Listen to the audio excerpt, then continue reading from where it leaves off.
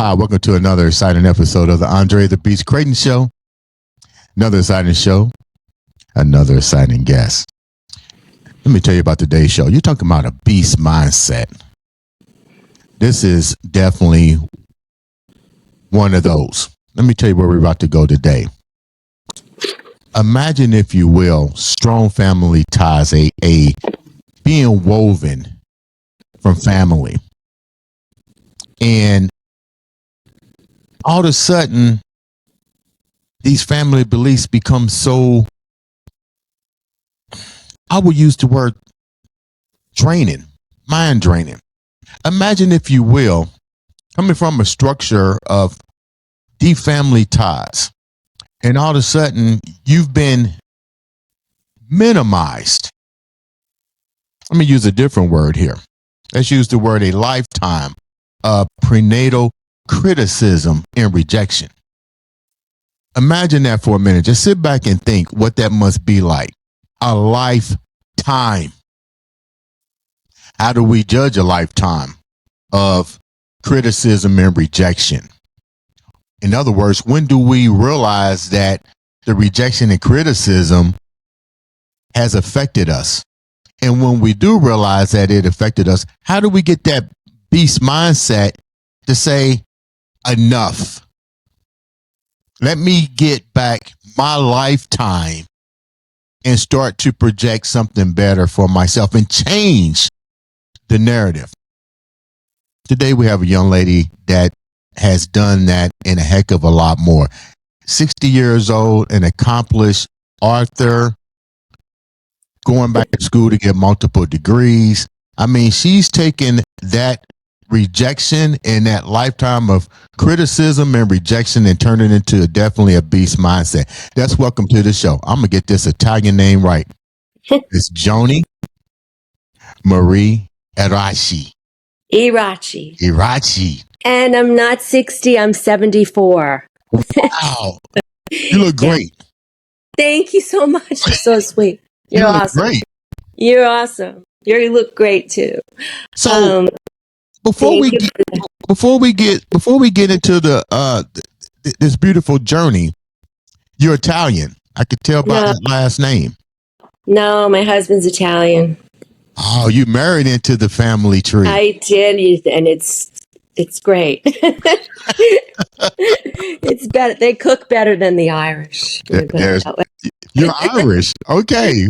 Irish, English, and Austrian, actually. I'm a mutt. Wow. Yeah. Tell the viewers a little bit about you. You say you're a mutt, but I just think you have a beautiful mixture of all cultures.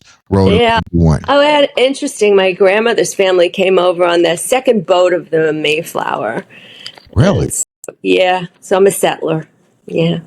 Tell the viewers a little bit about you. What was your life like? Because you mentioned a lifetime of criticism and rejection. How did all that come about? Well, my mother was young when she had me. She was 20, but very sheltered, very, very Catholic, strict upbringing. Her mother died in childbirth, giving birth to the seventh child. Who knows what the truth is? You know, they didn't tell you the truth. They didn't talk much about themselves, and they didn't have therapy. There were 6 kids and they were split up. My first book, Reinventing Jenna Rose, kind of talks about it. Of course, it's fictionalized.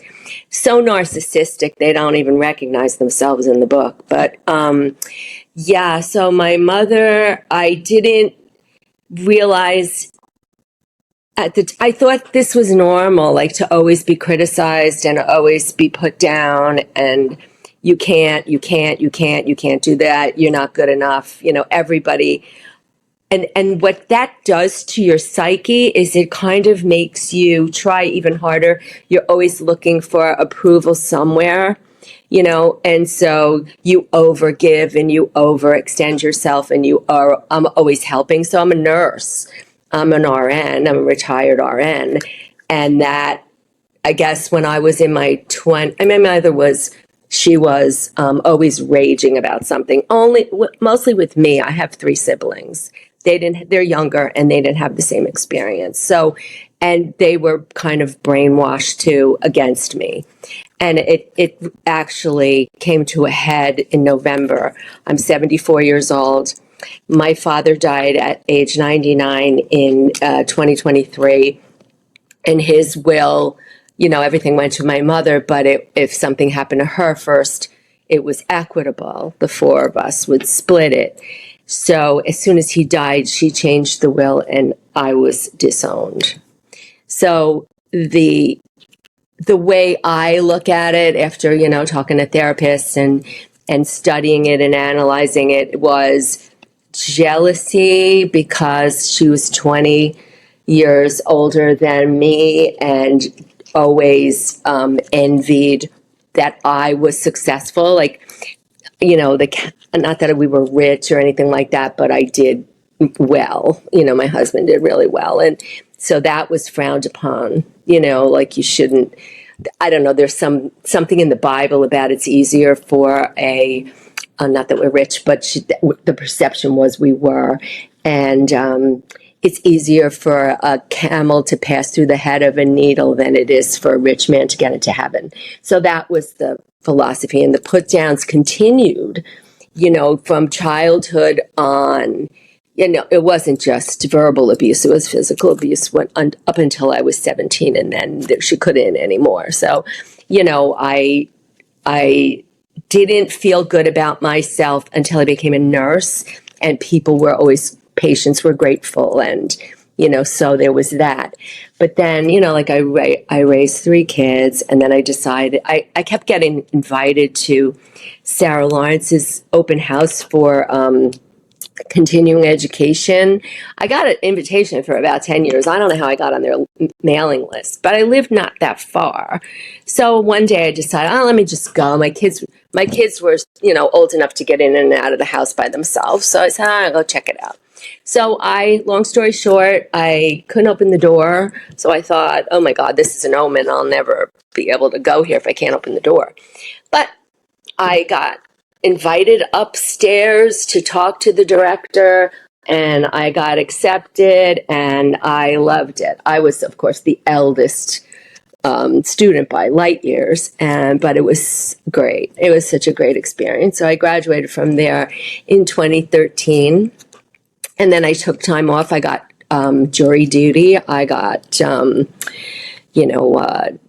federal criminal court, which helped me write my book because there's a court scene in there that was horrible. I didn't know anything about court, so I learned a lot.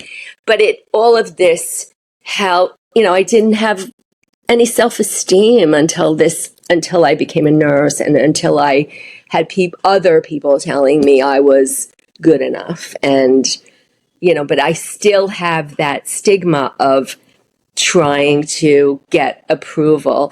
And in my mother, I went to see her in August. She died in November, and I went to see her in August. And, I was trying to show her like podcasts that I did, just like to get one crumb of an accolade that never happened. So, it's like such a final thing to get. The will was very sketchy. She could have been coerced. I don't know. Yeah. But, what do I do? It's not life-changing money that she left, but it's like a final slap in the face from the grave. And, I always knew, the older she got, she was 94 when she died, but the older she got, the more transparent she became. Like, oh, you have all this, and I had to share a bed with my sister, and things like that. Like, she would jab. Didn't mean to cut you off. No, go ahead. There's a few questions I want to ask. Go ahead. Absolutely. Let's go back when you was talking about when this was happening, when you was in the house and you were young, and it went on till you were 17 years old. Two-part question here. Where was your father during this? And then the second part of that, why do you think, even though you had other siblings, that you was targeted? I don't know. It was pretty calculated. They were like her disciples. I mean, they would, if they listened to this, they would be, I don't know. I mean, they don't, my husband and I helped all of them in some fashion, either medically or financially, or, got them the right doctors and all of that, and we were cast aside. So, it says more about them than it does about me. My father worshipped and adored my mother. He thought she was smarter than him. He thought he just did her bidding. If she said that I did something, he believed it. I had no ally, believe me. The woman who raised my mother was my grandmother's best friend, my maternal grandmother's best friend, single Irish lady, who lived in Manhattan. And that was my escape route. So back in the day, we moved to New Jersey when I was 11. And in those days, a kid could take the bus by themselves from New Jersey. My grandmother would meet me. And that was my safe space. I could feel that they loved me, and they, her and her sister. But home was not a safe place for me. And my mother just, like, even when I was 19 and I was in a nursing school and I came home for Easter break and I dropped a dish on the floor and she started raging and screaming that I wasn't good enough. So I walked out.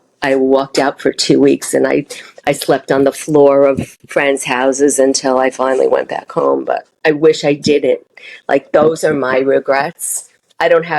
My regrets are that I kept going back. Like, she just did crazy things. I mean, there was so much, there was so much evidence, but I kept trying.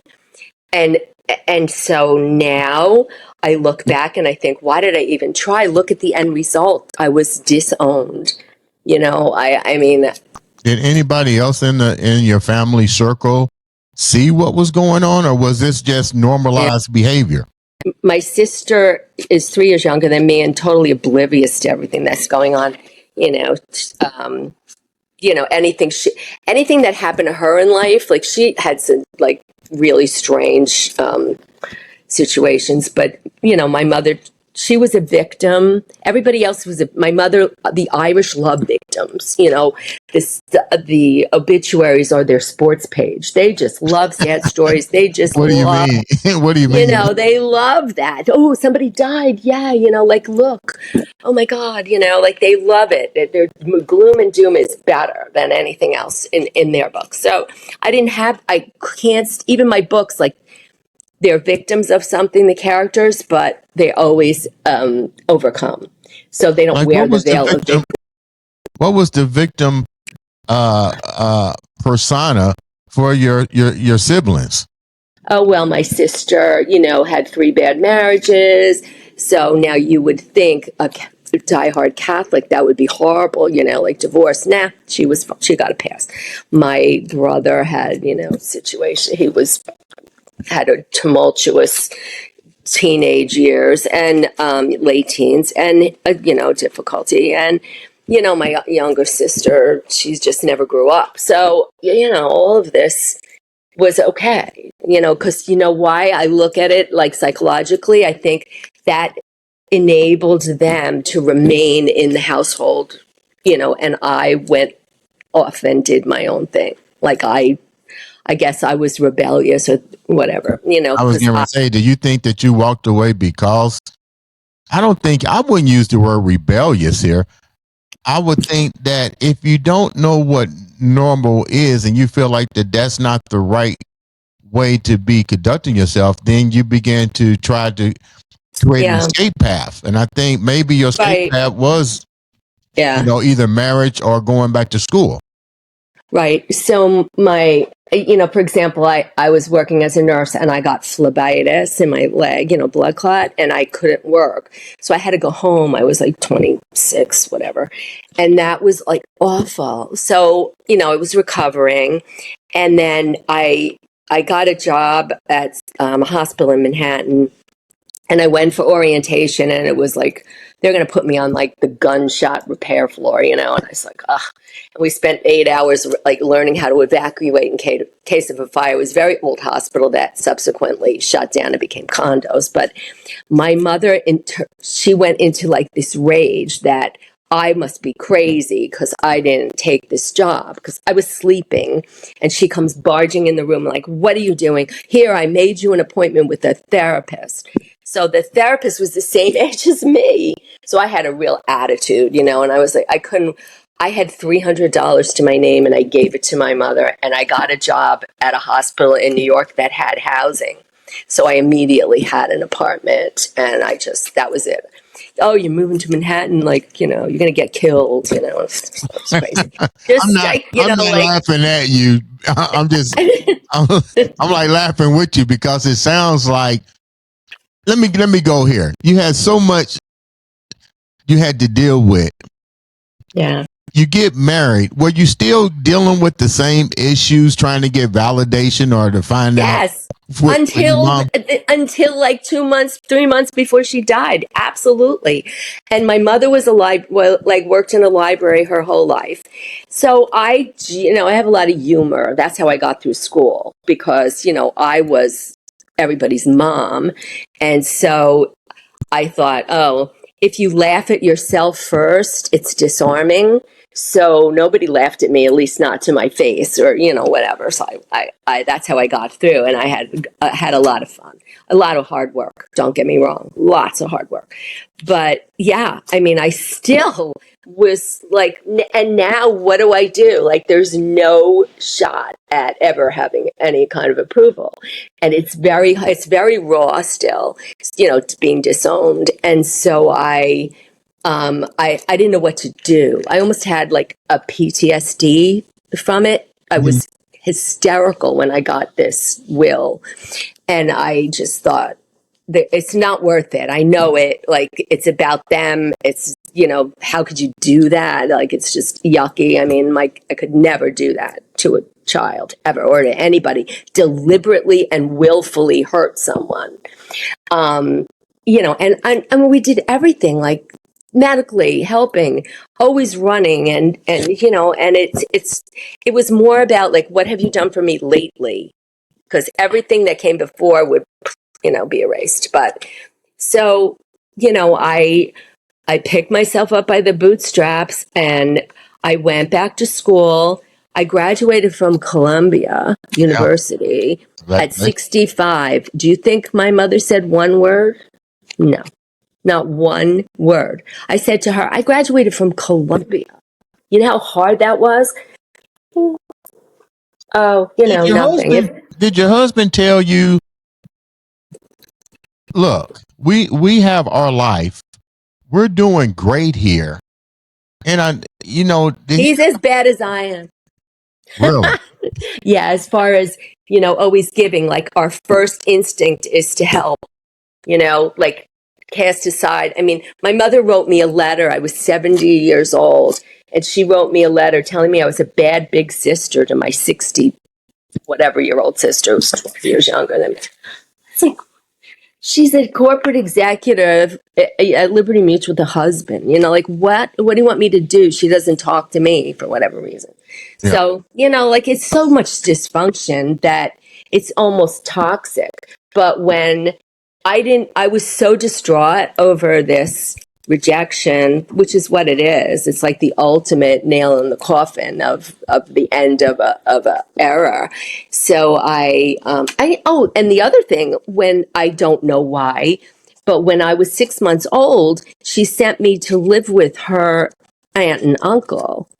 And I don't know, I was there for like 6 weeks, so I don't know whether she was a danger to me, or nobody ever talked about that or would tell me like why that was the case. Like, I knew it happened because they'd be like, oh, they loved you so much and this and that. I'm like, who gives away their baby? What I think is odd.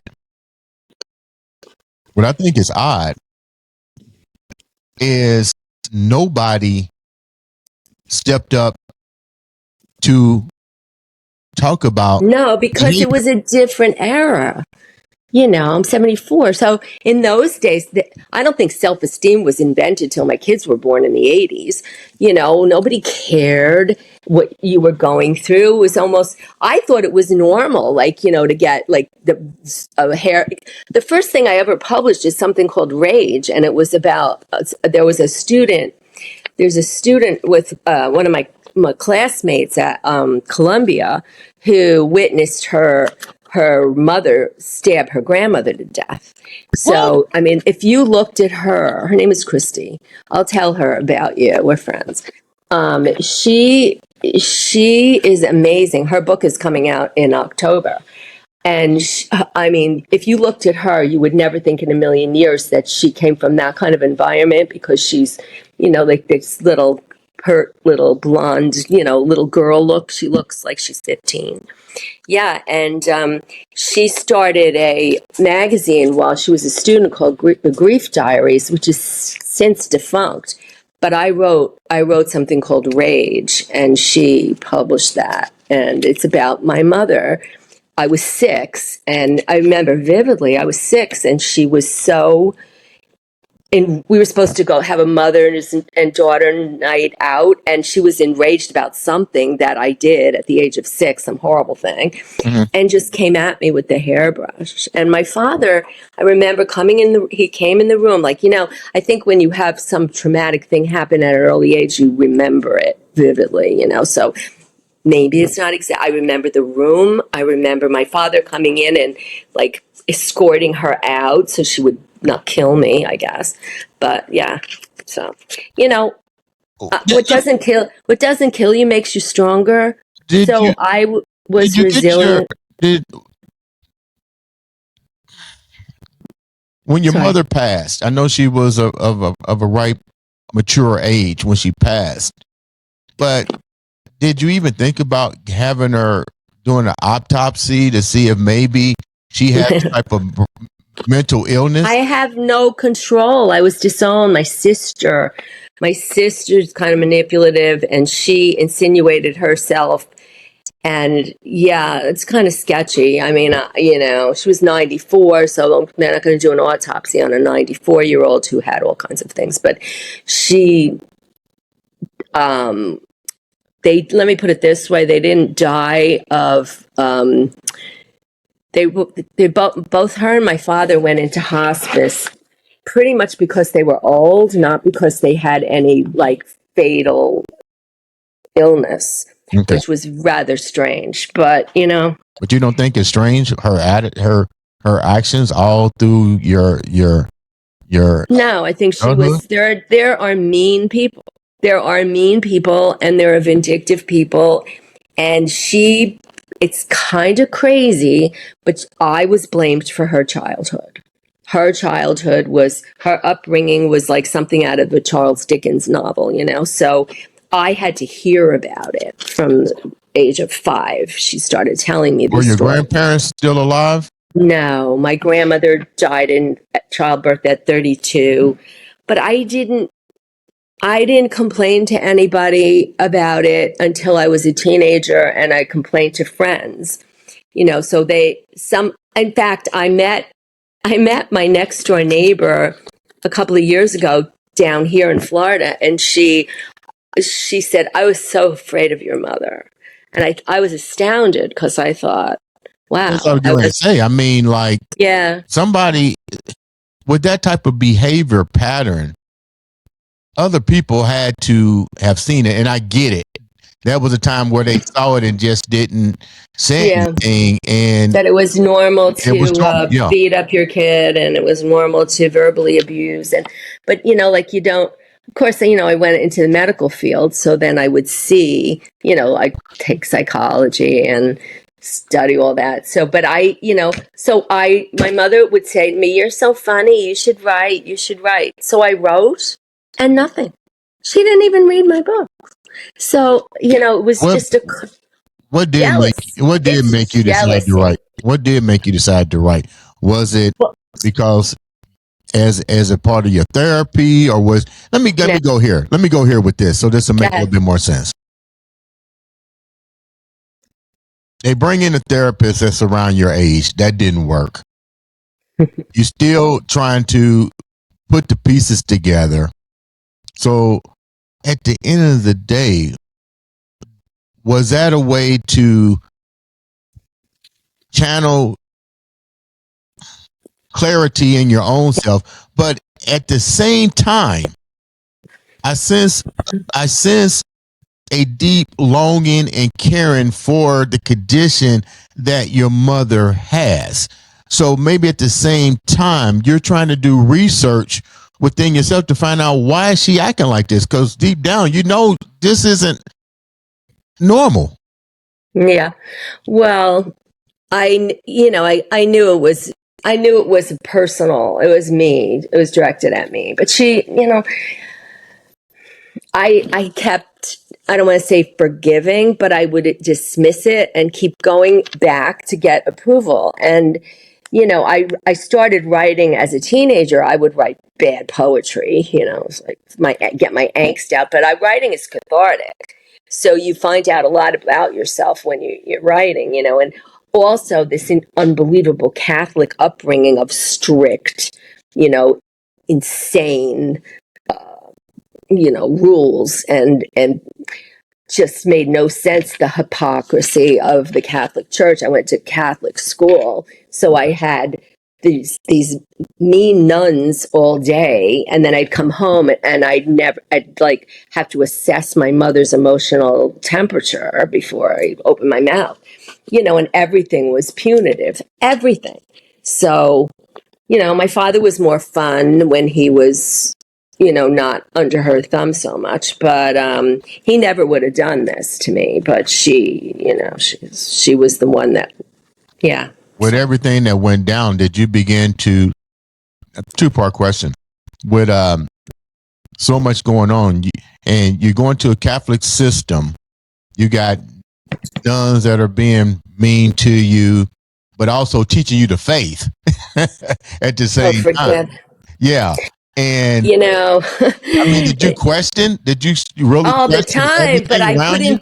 I questioned it in my head. I thought, even as a child, I was kind of intuitive, and I was very, my paternal grandmother was into all like, Edgar Casey and all this like hood stuff, like spiritual stuff. So she was very interesting, and but I didn't see her that much. She would be all over the place, and but yeah, I was more like that, so I was always investigating and reading and things like that. But of course I questioned. I thought, here are these people that are preaching, love and kindness, and they're not acting that way. So, even as a kid.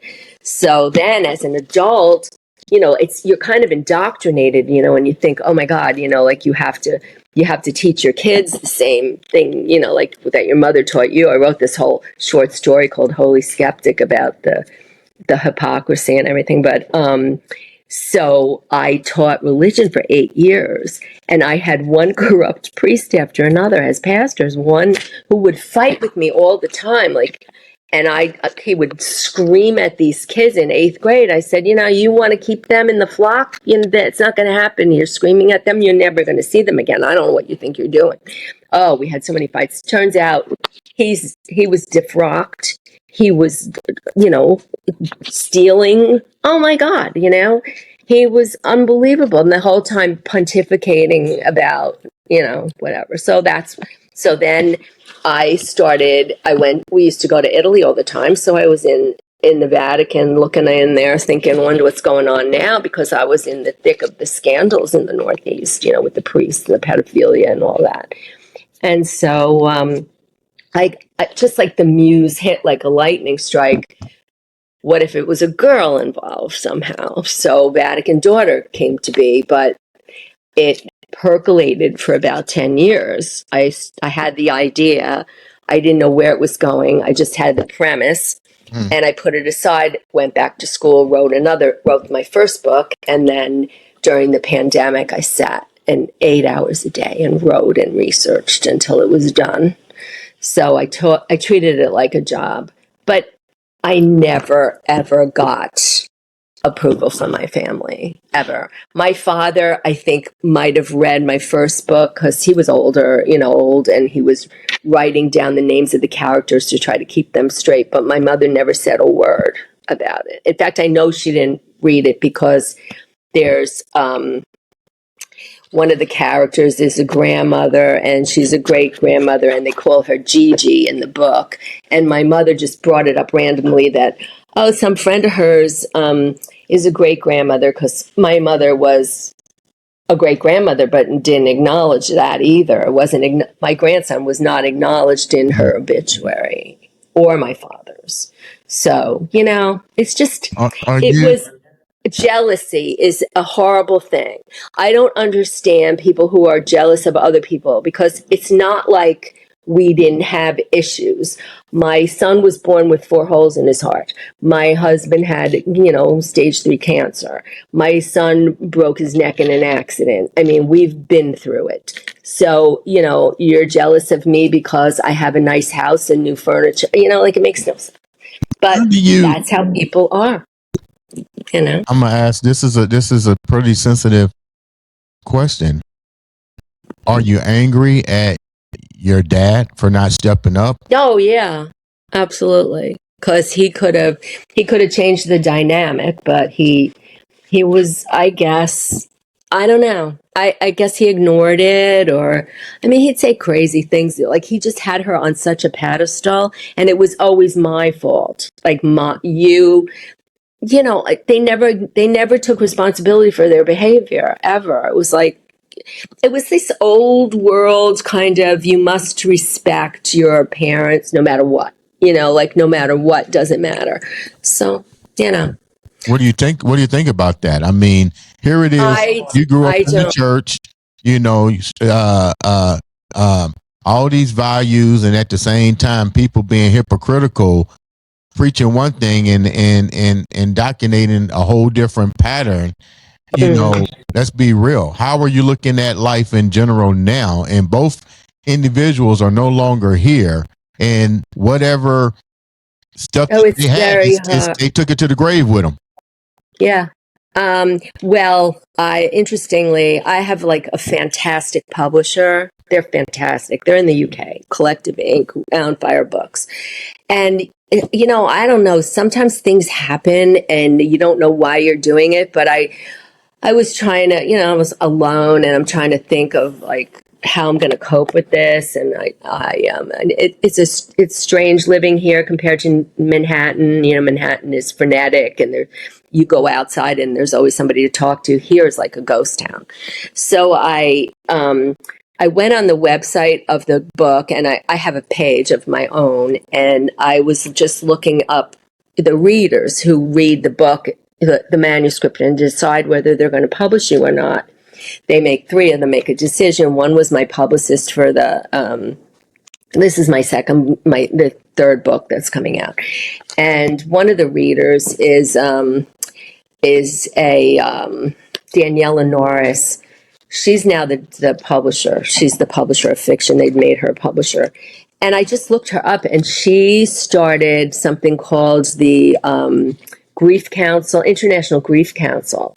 So I filled out the form on that website, and I just told her, who I was, and then she sent me an email right away, and she said, I'm traveling right now, and I would just want to make sure it's really you, because, well, I'm not that famous that anybody would impersonate me yet, but it happens. People are not, scammers are everywhere. So I said, yeah, it's really me. So she put me in touch with her co-worker, who helped her with this grief thing, who's this wonderful woman. She's 84, Lo Ann Meyer, and she claimed that she had a similar experience with her mother. Right. She's very sweet. She's not a counselor or anything, but she's so nurturing. So we talk. And she wrote a book called Celestial Conversations, where she claims that she wrote to her mother, and her mother wrote back. Like, the handwriting is different. She writes in a journal. I do everything on the computer. I said, I don't want to conjure up my mother. I don't want to. I've never been afraid to die until now, because I don't want to see her again. I don't know what, I don't know what I believe. Believe me, no. anymore. But yeah, so that is, I don't know, like, and I'm in like a business that is just nothing but rejection, so it's Right. like, it's like your whole like world, because I just take it in stride now. Like I don't even read reviews. I didn't, I would, when the books first came out, I was like reading the reviews all the time. And so I met, What were some of the reviews? Because most of them are great. Most of them are, like really good, but people are empowered by writing reviews. They think they have some kind of power over you, and they can analyze your writing, and they can, how hard it is to write a book? Yeah. 1% of people who start don't, only 1% finish, and even fewer publish. Well, now it's self-publishing is a big thing, but you wrote 2 books, but what, let me go here. What was the real in-depth reason for writing the 2 books, and what were you wanting the people to get out of it? Because let's get real. So far, it sounds like, and I don't mean this to come off wrong by any means, when you say, I'm not afraid to die and I don't want to meet my mom again, it sounds as if you still are trying to get answers to questions that may have to be answered when you do die. I don't know. According to all these people who think they're in the know, you're different after death and this and that. I'm like, how do you know? Like, what are you talking? I just, so she told me to start writing letters. So I started writing letters, so it gets my anger out. But you know what? I'm better off not dwelling on it, because there's nothing I can do. So I write, my first book was my thesis. I started this as an undergrad, and it's very different than how I started, and it's even different than it was. My thesis reader was the former editor of Harper's, who is awesome and just a riot, and he just was like, well, Joni needs to roll up her sleeves and redo this, or say blankety blank blank, Ben. So I did. I rolled up my sleeves. I said blankety blank blank, Ben, but then I rolled up my sleeves and rewrote the whole book. What was the hardest part about rewriting the book? So to speak, rewriting, because he said either blankety blank or get in there. So evidently he read something in the book that he said, you know what, this ain't really going to resonate. So when you had to do it again, what did you have to put in there to make the book? I don't know. Sometimes I look at some things I write and I'm like, did I really write that? Like when I sit down at the computer, I can't write on, like, I write notes on papers everywhere, because I'm old school, so I have to have backup, but I don't know. I just have a muse that hits and it just flows. Sometimes, not always, like sometimes you have a little block. But the Vatican daughter, that took about a year to write. The second book, the third book that's coming out, is the second in the series of the Vatican stories. And I had no intention of writing that. And I woke up with the first line in my head. So a lot of times what I do is I will read what I wrote before I go to sleep at night. So then it's swirling around in my head. And that works. Right now I'm writing some short stories, or I'm finishing short stories I started at Columbia. So, my first book was workshop to death, it's brutal to go into writing workshops, and it's even more brutal when you're my age and, kids who are your kids' ages and younger are critiquing you. I mean, they were brainiacs. They were geniuses, but, they didn't have much life experience either. So they'd say things to me like, that could never happen. I was like, well, kind of did. It kind of does, wait till you get out in the world. But, yeah. So why did you pick the name the Vatican?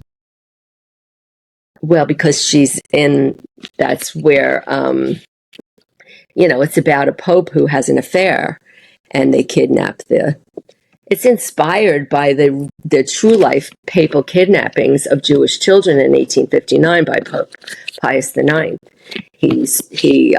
Well, why do you think you gravitated to that type of story based on your life story? Because you feel your life was taken away through not only the church but through values? I don't think I put that much into it. I mean, it's a thriller, and it's a story that needs to be told because the Vatican is like secretive and people don't know what goes on in there. Of course, Dan Brown inspired me. You know, I got to meet him. I got to go to his home, and we talked about this. And yeah, he's the one who told me don't read reviews. So. Yeah, you know, of course, I don't sell books like he has millions of multiple. What was the most interesting part of the book? Every author who brings a little bit of himself or herself into a novel, there's always that one chapter or that one particular area that really resonates with the creator's whole life's journey.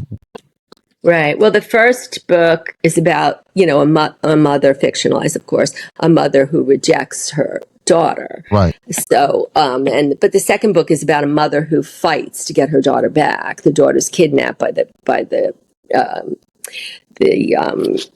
some cardinal and is sequestered in the Vatican and raised in the Vatican, and the mother's injured in the process of the kidnapping. So she's I know Italy pretty well. So she's sequestered in a convent in Venice. And, you know, there's this, so in order to give the reader a reprieve from all this, you know, this turmoil, I have the sights, the sounds, and the smells and the taste of Italy in there. You know, like they stop and have food and they drink wine and that kind of thing. And so, you know, I did a tremendous amount of research. So yeah, you know, I get it in there. Did you want? You know, but I mean, if the church had not had all of these scandals that they covered up and all the priests that got moved around who were doing no good, up to no good, I never could have written this book because it wouldn't have made sense. You know, that how could there be a scandal? I mean, there are still people. I was invited to a book club to go talk at a book club for my first book, and they won't read the second one because they're diehard Catholics and very naive, obviously, because, I mean, it's pretty apparent what's gone on. It's not like it's a secret. What made you decide to go that deep? I mean, because you're dealing with your own, I'm not going to use the word abandonment issues because that's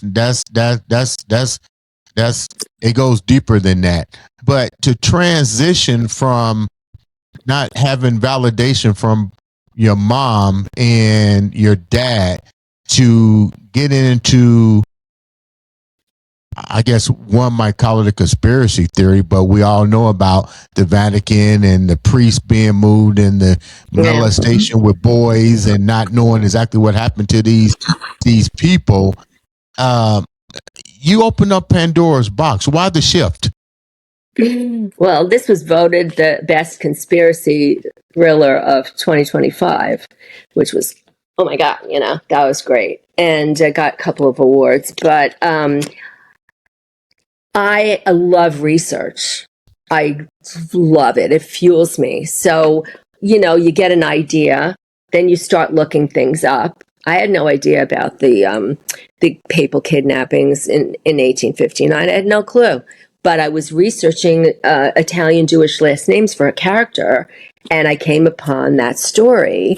And it was actually a book was written about one particular family who lost a child that way, was kidnapped.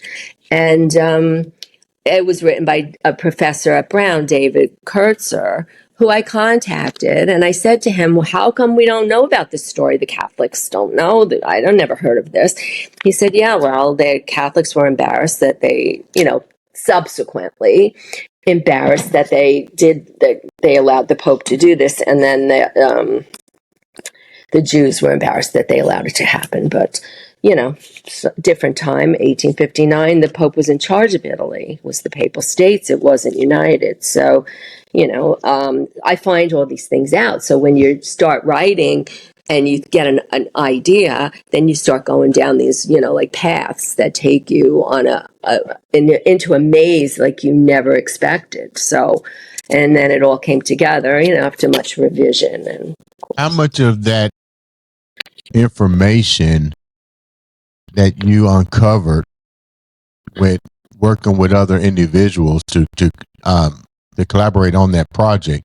Let's look at current situations as it relates to the Vatican, as it relates to child pornography type behavior that the so-called archbishops in the Roman and the Catholic churches all have been accused of. But you know what I think is really funny? You never hear what happens to these people. No. There are a lot of organizations. Actually, I reached out to one to see if they'd be interested in reading the book, even though it's fiction. I didn't hear back from them, because I said I wasn't sexually abused by a priest, but I was verbally abused and put down, and like I was emotionally abused because they had such power and they didn't care. So there's all kinds of abuse. However, you would think my book, this girl in the character in the book, she's not a victim of sexual abuse. The Pope is her father, and he doesn't acknowledge her. She's just there because, I made him American, the first American Pope, because I never in a million years thought there would be an American Pope. Right. In fact, I did a podcast, and one of my first podcast interviews was the author's show, and the very nice host said, I got to tell you, I read the book, and it's very plausible, except there will never be an American Pope. So never say never, because a month later, we had an American Pope. So, yeah.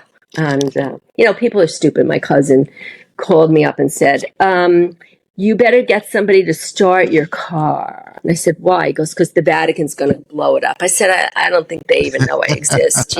That's pretty stupid. Have you gotten any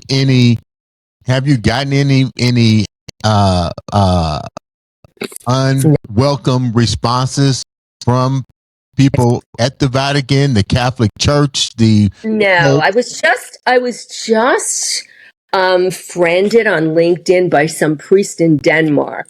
So I accepted it. I'm just curious to see what he has to say.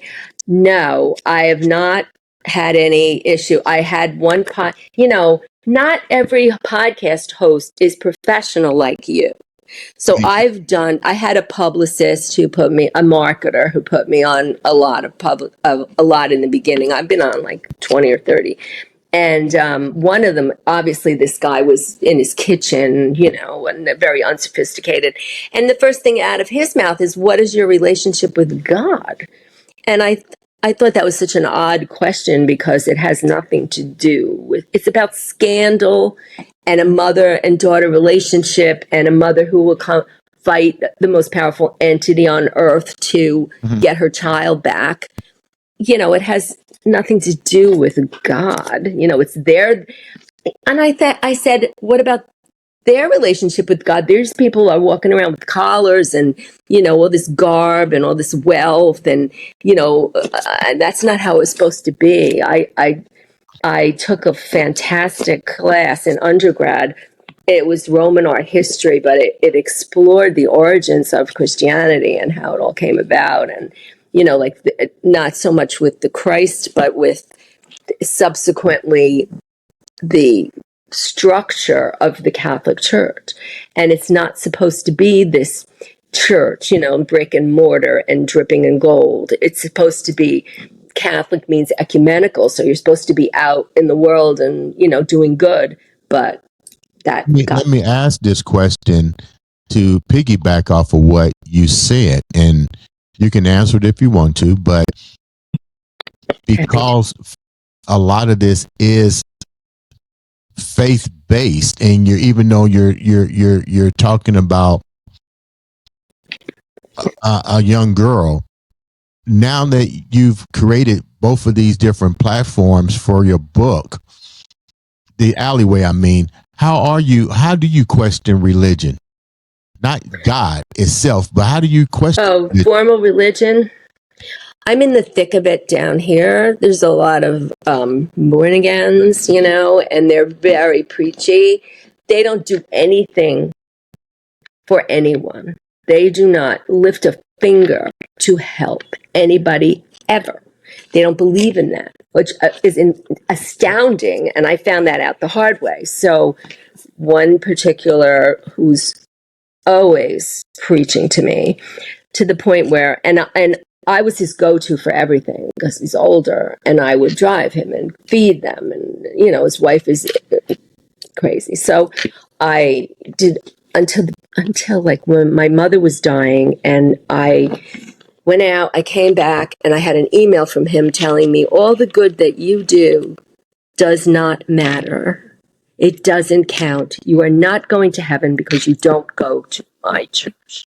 Now, mind you, he's been to 8 churches in 3 years, so I don't know what he's Wait a minute. Hold that thought for a minute. Here's somebody. I want to make sure that the audience hears this.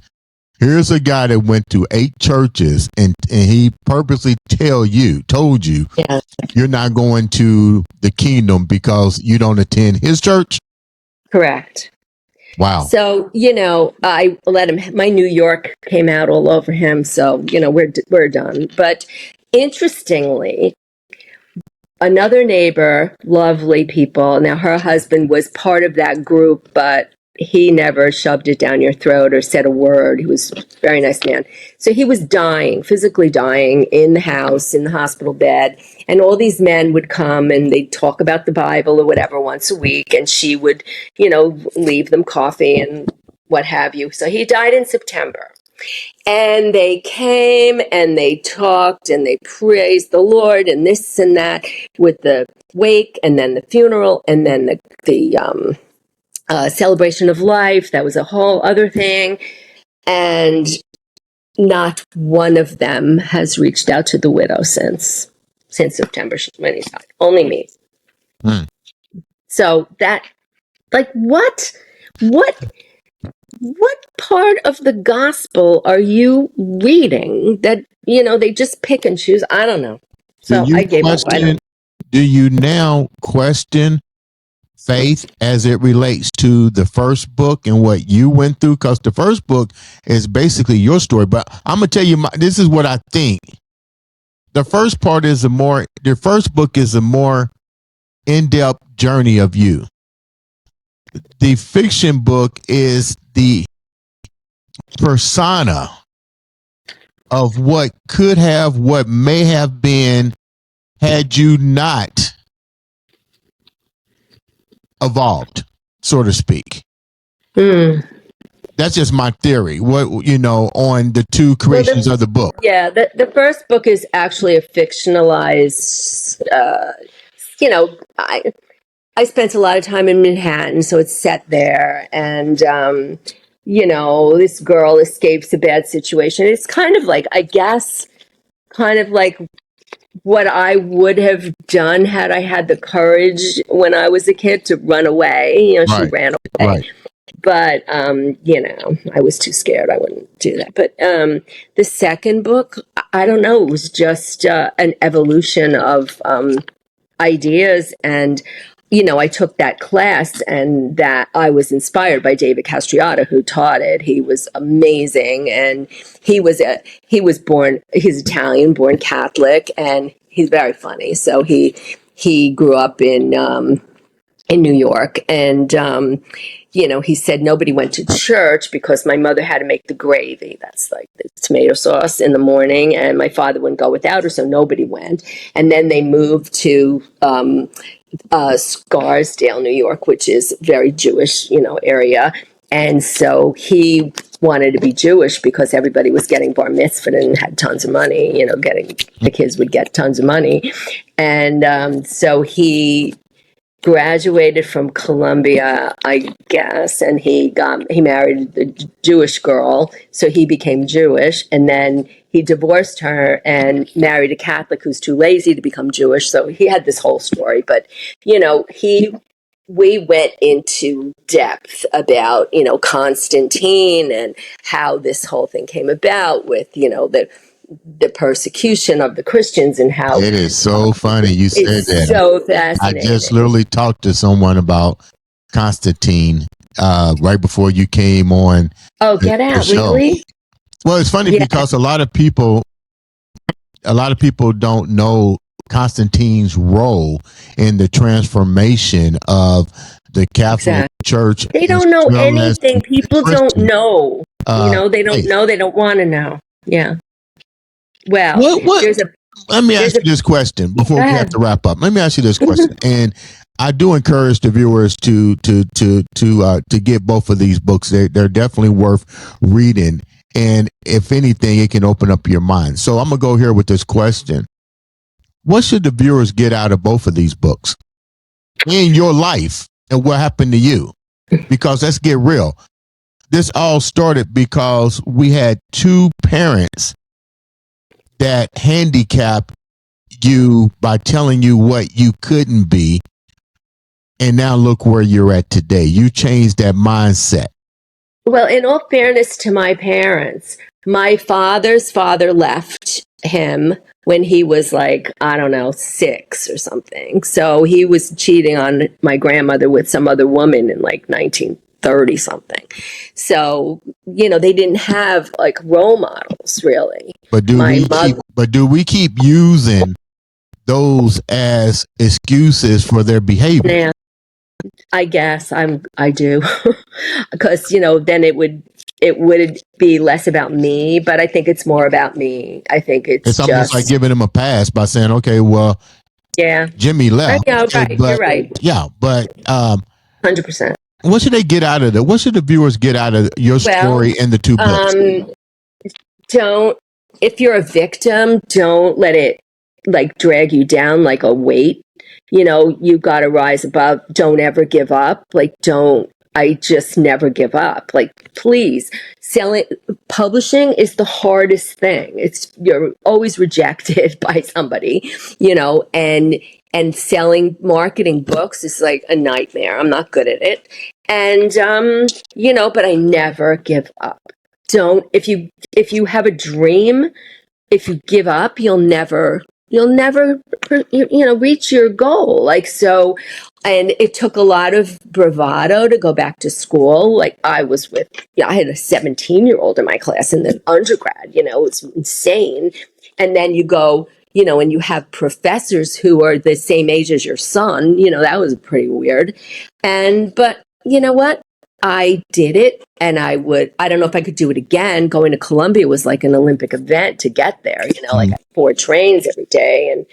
But I just thrived, and it gave me, I just feel like it gave me credibility, to overcome all this and to succeed at, it's an accomplishment to write a book.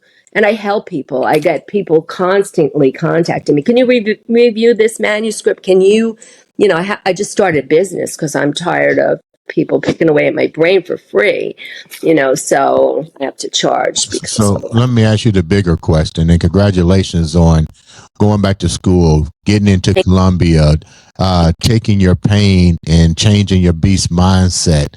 But let's get real. Let's talk about, before we close out, let's talk about the biggest obstacle to overcome right now. And that's your mother passing and your father and not receiving the one thing that you really wanted. Mm-hmm. How have you overcome that? And I haven't yet because she died in November.